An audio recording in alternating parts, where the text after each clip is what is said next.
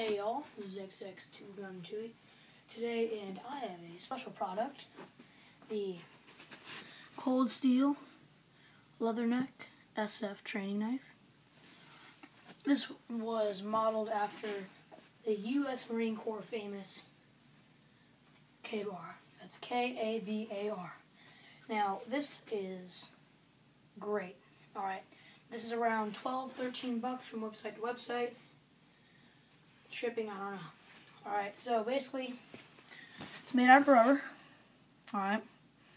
Now, there's no sharp point on this entire thing. None.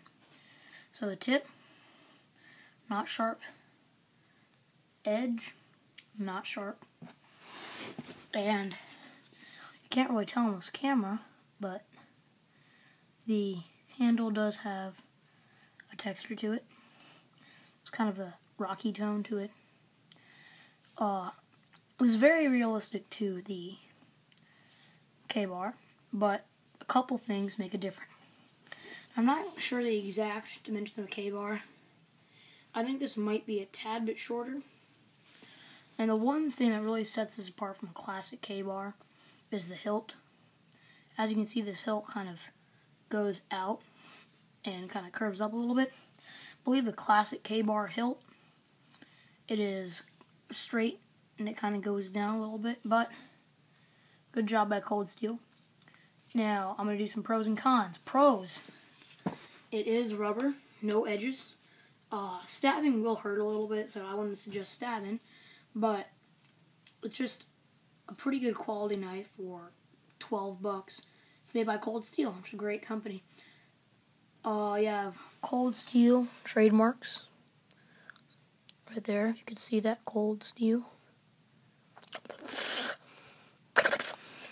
And then on this side, it's a little bit bigger, and it says training knife.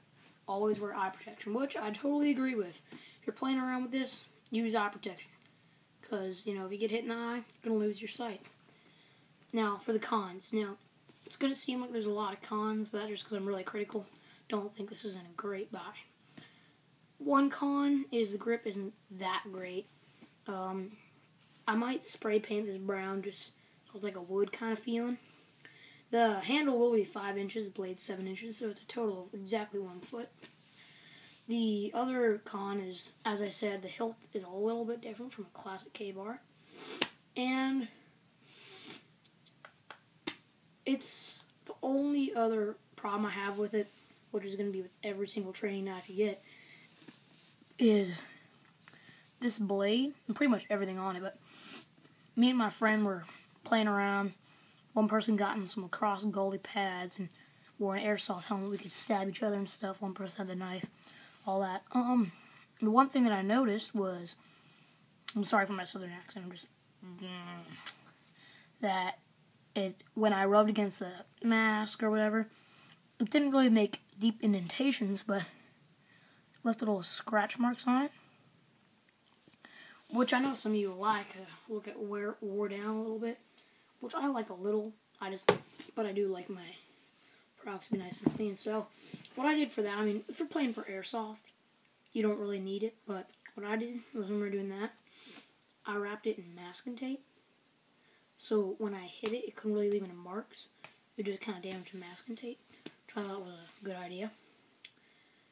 So Airsoft Megastore, $10.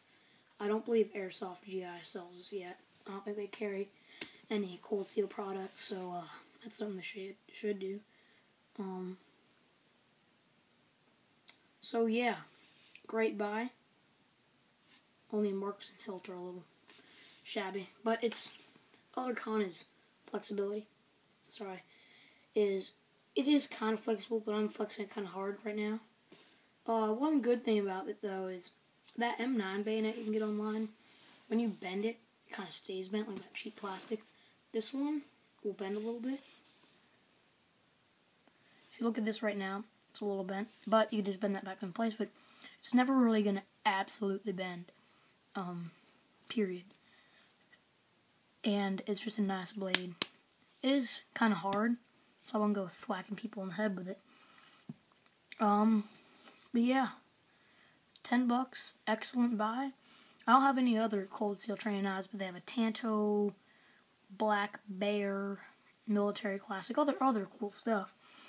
So yeah, pretty much a K-bar. Great buy for $12. You know, it's just pretty good. I'll be doing another review soon on some stuff. But yeah, that's about it. Good item to get especially for a USMC loadout. I mean, the Tanto looks kind of cool, but for a USMC loadout, which I'm trying to work on, this would be perfect. And the grip is just like a classic K-bar grip. I love it. Alright.